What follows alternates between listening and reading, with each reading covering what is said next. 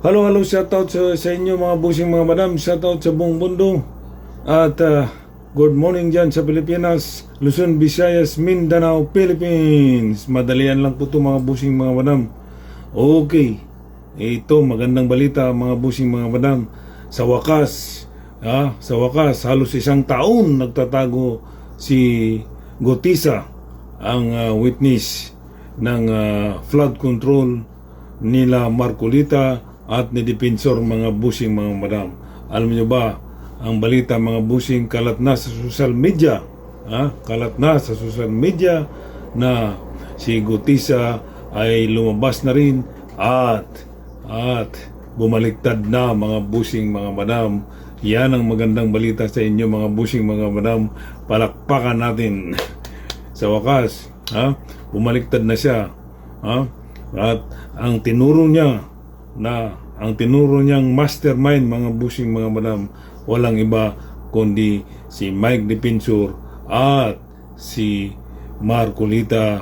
Sabi ko na nga mga busing mga madam, hindi talaga ako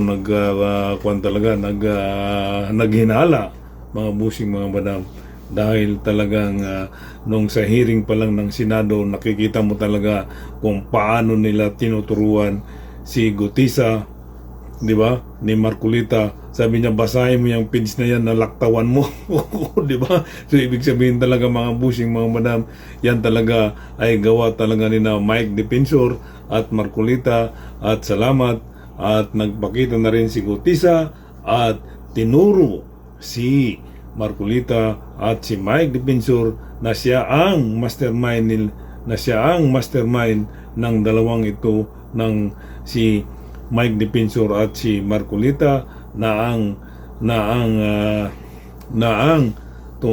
ang itinuro ni Gutisa ay si Marcolita at si Mike Dipensor.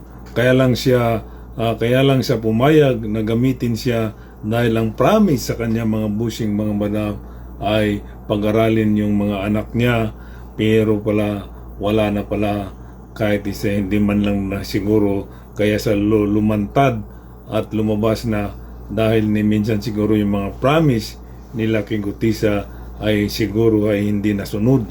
Kaya ito ngayon nangyari, bumaliktad na si Gutisa at tinuro ang mga dalawang mastermind niya na si Mike Dipensor at si Marcolita. Kasi nung nanood ako sa hearing nung Senado, nung siya pang chairman si Mike Des, nung chairman pa si Marcolita, talagang nakikita mo kung paano talaga nila tinuruan ng maayos si Gutisa para pag umarap sa Senado ay alam niya na yung mga sinasabi.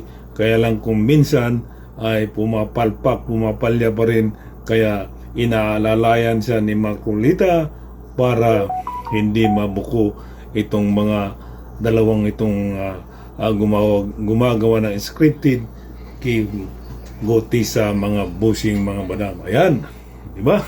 Gandang balita yan. Lalong nadidiin si Marcolita at si Mike Dipensor. Sa halip na nakakulong na, lalo pang madidiin sa mga malalaking problemang darating sa kanila uli mga bossing mga madam. Ayan lang, yan lang po ang aking balita. So kayong mga didilis, dahil ang utak ninyo hanggang ngayon ay didilis pa rin, ayan na ang inyong mga amo unti-unti nang nababalatan sa kanilang kababuyan para lang siraan ang gobyerno ng aming mahal na Pangulo at nidiniin si Martin Romualdez. Di ba? So ayan, okay, magandang balita yan, tabangan natin uli. Okay, hanggang dito na lang mga busing mga madam. Once again, maraming salamat po sa inyo mga busing mga madam. Maraming salamat sa mga followers ko na nandyan lagi sa tabi ko. We love you all. At sa mga hindi pa po nag-follow, please like and share and follow. Comment din po kayo mga busing mga madam. Aking babasahin at magre-reply po naman ako mga busing mga madam. Sa mga didilis dyan, ito na naman ako na nagbibigay ng sakit ng ulo at sama ng loob sa inyo dahil hanggang ngayon ay mga utak didilis, parang kayo mga hinayupak kayo mga busing mga madam. Okay, pakiusap ko mga busing, please dalawin niyo ang aking YouTube channel na hindi makasilang, at please subscribe po kayo doon mga busing mga madam. Yun lang po ang aking hinihiling sa inyo. At yung isa kong YouTube channel na eduardo.decretan@yahoo.com, yung po ang original kong YouTube na eduardo.decretan@yahoo.com ang busing mga madam. Okay, bye-bye! Ang Kape-Pan ay sumasa inyo dyan, at ingat kayo lagi dyan sa Pilipinas dahil patuloy ang ulan dyan, dahil yan ang buwan na seasonal ang ulan, hanggang mahaba-haba pa yung buwan na yan bago tumila ang ulan. Okay, ingat lagi mga busing. Okay, bye-bye. Ang Kape-Pan sumasa inyo. Bye-bye. Peace.